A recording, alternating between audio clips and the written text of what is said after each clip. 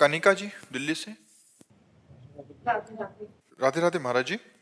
महाराज जी, जब हम जीवन में बहुत अपने आप को लो फील करते हैं तो हम अपनी प्रॉब्लम को अपने आप ही फेस करें या अपने पारिवारिक जनों के साथ भी बांटें उसको? नहीं, अपने प्रॉब्लम को भगवान से कहें। रहीमन मन की मन व्यथा रखिए मन में गोए, सुन इठ लई हैं लोग सब बांट न ले है कोई। दूसरा कोई तुम्हारे दुख को थोड़ी बांट सकता है, बांट सकते हैं तो भगवान बांट सकते हैं। तो उस समय भगवान से जुड़ो, अंदर ही अंदर भगवान से प्रार्थना करो, भगवान के चिंतन में रहो, भगवान का नाम जप करो, तो जो दुख आया है वो ऐसे हंसते हंसते कट जाएगा। और अगर भगवान से नहीं जुड़े, परिवार से जुड़े, तो उनका भी मन दुखी होगा और कोई हमारे दुख को बांट तो लेगा नहीं। तो हमें लगता है अपने दुख को केवल भगवान से कहना चाहिए। दूसरा कोई पूछे कैसे हो तो मुस्कुरा के कह देना चाहिए अच्छा है, बड़ी कृपा है। और अंदर ही अंदर भगवान से बात करें कि आप तो जानते हो, आप सर्वांतर्यामी हो, सर्वशक्तिमान हो, इस समय मैं इस समस्या में हूँ, हे नाथ मेरी समस्या का समाधान करो या मुझे सहने की सामर्थ्य दो। तो भगवान दो में एक कार्य कर देंगे, या तो आपको सहने की सामर्थ्य दे देंगे या उस संकट को हटा देंगे।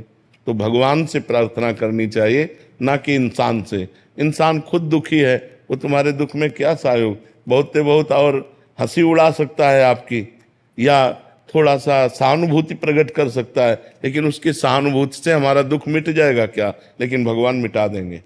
भगवान इतने सामर्थ्यशाली हैं कि वो अलौकिक कार्य भी कर सकते हैं कि जो नहीं हो सकता वो भी हो सकता है। भगवान की कृपा से वो भी हो सकता है। और कभी कभी हम बोलें कि ये प्रॉब्लम सॉल्व हो जाए प्रभु, अगर नहीं हो रही तो उस समय क्या सोचें? दो बताया ना, दो में एक काम होंगे। आपको सामर्थ्य की भगवान उत्पत्ति कर देंगे जिससे आप उस दुख को सह लें, या उस दुख को मिटा देंगे। बट अंदर मन विचलित हो रहा है कि ये ऐसा हो ही नहीं, ऐसा नहीं करना चाहिए, छूट देनी चाहिए कि हे भगवान, यदि मुझे भोगने का ही विधान बनाए हो तो मुझे सामर्थ्य दीजिए नाथ, मैं इसे भोग कर पार कर दूं। हे प्रभु मेरा बच्चे को बचा लो, हे प्रभु मैं ऐसा करूं। नहीं, अगर बच्चे को मरने का समय आ गया है तो आप नहीं बचा सकते, आपकी प्रार्थना नहीं सुनी जाएगी, क्योंकि वो राइट समय के लिए ही है। वो 10 वर्ष 10 दिन 10 सेकेंड, तो 11वां सेकंड नहीं लगेगा वो मर जाएगा। इसका नाम मृत्यु लोक है। वो तुम्हारी प्रार्थना, तुम्हारा उपवास, तुम्हारा व्रत किसी काम में नहीं आएगा, क्योंकि उपवास आज कर रहे हो और ये लिखा पहले जा चुका है कि ये 10 वर्ष 10 दिन 10 सेकंड जिएगा, वो पहले। तो आज का तुम्हारा उपवास काम नहीं करेगा, ये बात समझनी चाहिए। उदित जी। राधे राधे महाराज जी, आपके चरणों में कोटि कोटि दंडवत प्रणाम। प्रभु जी, भगवान की कृपा से मुझे शंकर भगवान की भक्ति करने का सौभाग्य मिला, किंतु मैं थोड़ा परेशान हूँ। आपकी प्रेरणा से एकांतिक वार्तालाप में सुना कि शिव जी को राम जी की कथा अतिशय प्रिय है, तो मैंने आपकी कृपा से राम कथा और रामचरितमानस का पाठ करना शुरू किया। पर अब राम जी के लिए भाव प्रकट होते हैं महाराज जी, अंतःकरण में ये बात आती है, प्रेम भाव में क्या शिव जी मुझसे परेशान हो गए हैं, इसलिए उन्होंने छुटकारा पाने के लिए, मतलब किसका प्रश्न है?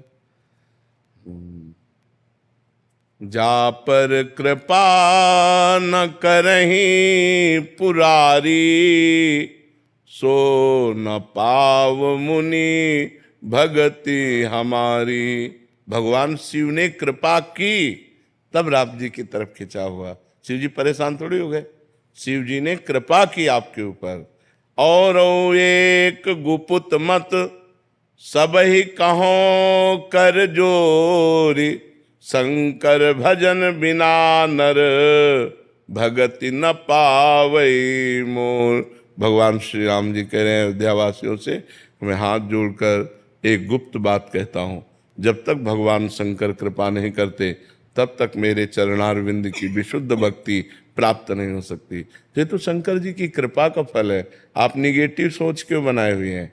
उनकी याद आती है कभी कभी, मतलब किसकी? शंकर जी। कभी कभी क्यों, हर समय बनी रहनी चाहिए ना। हमसे दूर हो गए हैं ऐसा मतलब है। व्यर्थ का चिंतन है ये, व्यर्थ का कोई सिद्धांत नहीं है ऐसा, ये व्यर्थ का चिंतन है, ऐसा नहीं करना चाहिए।